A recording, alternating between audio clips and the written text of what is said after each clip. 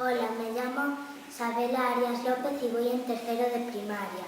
Os quería enseñar este libro que se llama Agarrar los bigotes que lleva Ratigoni.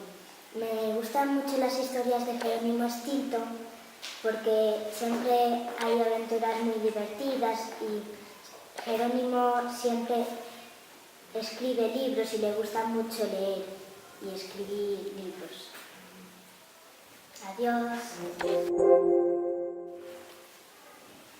Hola, me llamo Ana. Voy en cuarto de primaria. Les quería enseñar ese libro que se llama Paraíso de vacaciones. Me gusta mucho porque va de una chica que tiene una hermana mayor y es muy traviesa.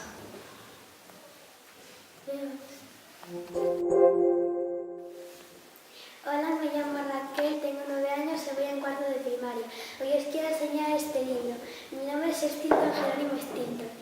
Y va de que Jerónimo Stilton necesita mucha ayuda, entonces quiere contratar a una chica que se llama Pinky, pero realmente tiene 14 años y cada cosa que le pedía la hacía en 3 segundos.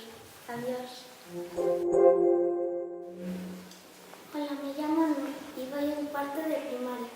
Quiero enseñaros este libro que se llama Los secretos del Olimpo, de Thea Stilton. Va de que el grupo del club de Thea se va a Grecia de vacaciones menos Thea y entonces participan en una obra y justo el día de la obra el protagonista desaparece.